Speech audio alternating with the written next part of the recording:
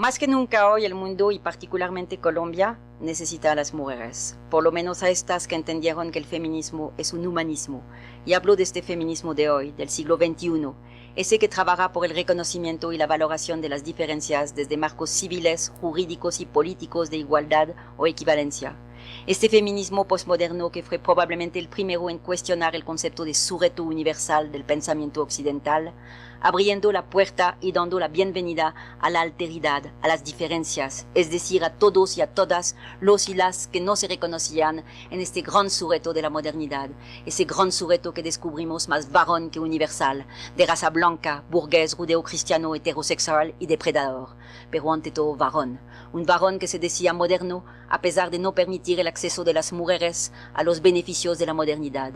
Este feminismo que denunció la separación radical entre un universo privado, sentimentalizado, reservado a las mujeres, y un universo público racionalizado, reservado con exclusividad a los hombres. Ese feminismo que entendió que palabras tales como convivencia, tolerancia, respeto, solidaridad, equidad, paz y democracia, palabras tan utilizadas hoy en todos los discursos de los políticos de este país, tienen que volverse prácticas de vida, prácticas sociales, no solo en los espacios públicos, sino ante todo en lo más invisible de la organización social, el espacio de lo privado, este patio de atrás donde tratamos de encontrarnos, amarnos y convivir hombres y mujeres.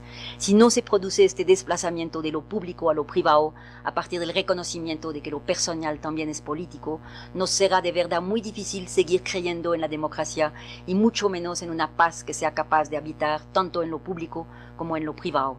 Se trata entonces de darle una nueva oportunidad al mundo, darle un nuevo chance que significa, entre otras cosas, el valor de apostar a lo femenino. Es feminizando la vida y la administración del mundo que hombres y mujeres podremos seguir vivos y creadores. Es recuperando el profundo sentido andrógino, o tal vez más exactamente bisexual de la humanidad que lo lograremos. Y digo feminizar porque hasta ahora los hombres han demostrado más su inclinación y fascinación para el poder, la guerra y la muerte, y menos su aptitud para la paz y la vida, administrando el mundo para la competencia y muy poco para la convivencia. Creo de verdad que salvar vidas no ha sido una prioridad en los despachos del poder. Y digo feminizar el mundo porque hasta hoy solo el hombre se ha hecho oír, solo el hombre ha hablado y ha sido escuchado y reconocido como generador de cultura, solo él ha sido sujeto y principal referente del discurso ético, político, filosófico, científico y estético, y hasta hace muy poco único sujeto de la modernidad.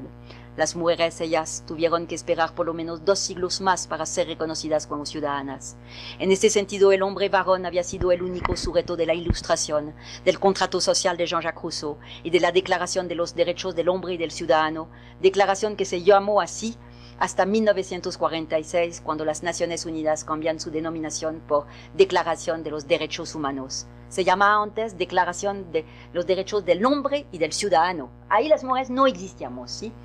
Y cuando una gran revolucionaria como Olympia de Gouges trató de protestar por la total ausencia genérica de la mitad de la población en los enunciados de los derechos del hombre y del ciudadano, fue guillotinada en 1792, de hecho es, por tanto atrevimiento.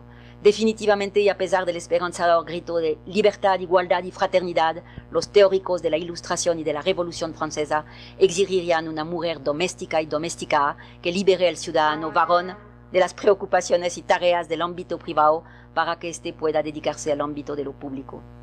De hecho, desde Platón hasta Lacan, los hombres no han dejado de explicar todo, medir todo, enumerar todo y armar todo. Y cuando me refiero a armar todo, no pienso solo en lo público, lo político y las 1001 guerras que nos declararon en todos los rincones del planeta, sino que armaron también la palabra, la vida cotidiana, el amor y el erotismo, y por supuesto el planeta también, lo armaron. No dejaron ni un solo rincón virgen de poder y control.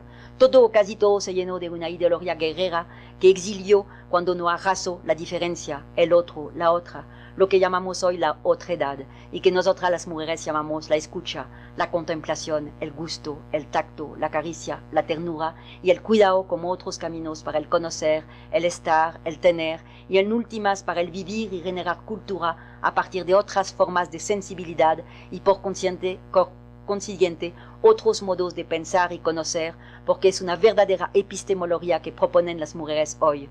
Tal vez se trata de encontrar nuevas metodologías para construir futuro, metodologías capaces de generar otras subjetividades, nuevas prácticas de sí y prácticas sociales que nos permitan administrar el mundo y negociar nuevamente la vida.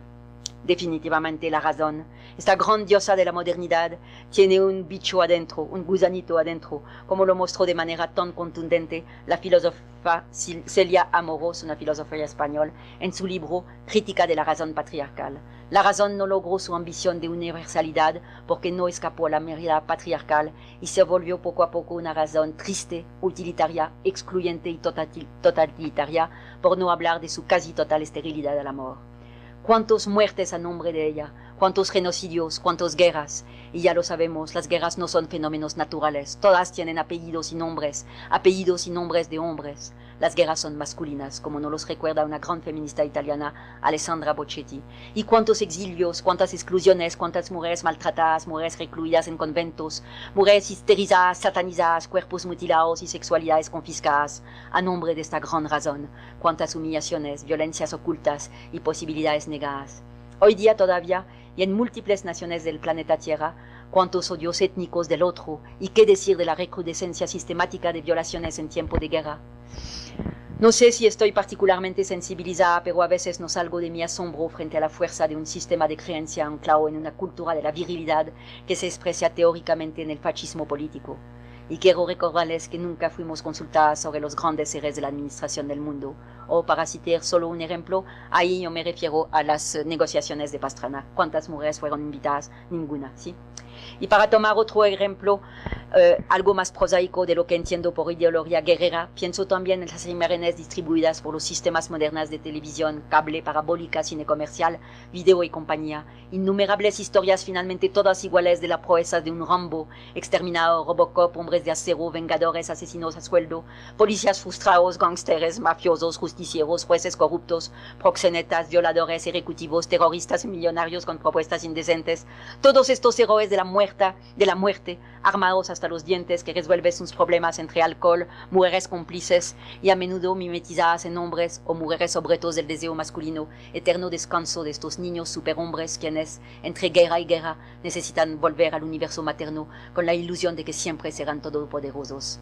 Habría aquí que hacer toda una sociología del héroe, del silencio viril del héroe cuya cara debe quedarse lo más inexpresiva posible, porque para el héroe de verdad, las palabras, las explicaciones señalan debilidad y feminidad.